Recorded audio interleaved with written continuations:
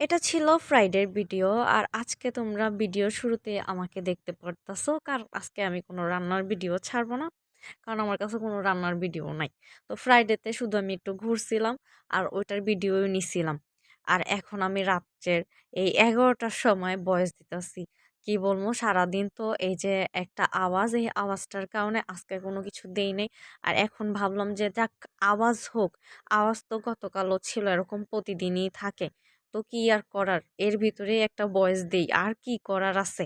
আর এদিকে আমরা এক আত্মীয়র বাসায় যাচ্ছিলাম আর কি। মানে এর আগে এখানে যাই নাই, জাস্ট একদিন অনেক মানে তাড়াহুড়ায় গেছি আসছি। তো আবার এখানে যাচ্ছি।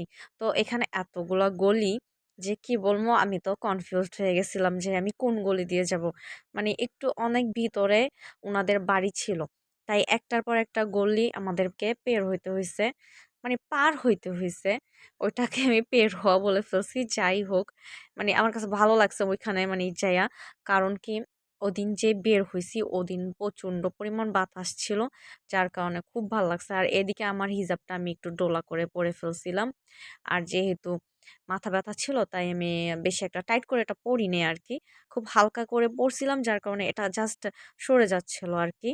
তারপরে চলে গেছিলাম এক আত্মীয়র বাসায়। আর সামনে এই যে এরকম হয় না, ২ জন মানুষ সামনে দিয়ে যায়, তো একজন আরেকজনের সাথে কেমন জানি একটা বাজাবাজির মতো হয় যে।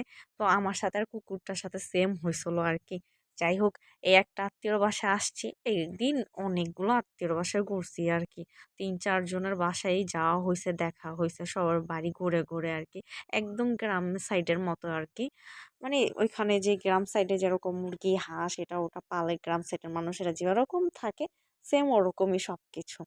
তো এদিকে আমি যখন তাদের বাসায় উঠতেছিলাম, ওই ভিডিওটা আমি আর নেইনি। কারণ আশেপাশে অনেক মানুষ ছিল, তো যাদেরকে ভিডিওতে নেওয়া যাবে না। তো আমি ছাদে চলে গেছি। ছাদে চলে যেয়ে ওইখানে যে আমার পিক, ভিডিও এগুলো নিতেছিলাম আরকি। যেহেতু ওয়েদারটা অনেক সুন্দর ছিল, তাই ভাবছি যে একটু ছাদে যাই, যেয়ে দেখি কেমন লাগে।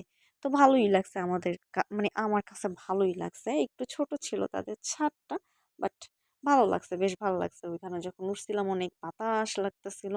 আর আমি তো খুব এনজয় করতেছিলাম ভিডিও আর হলো ছবি-টবি নিয়ে।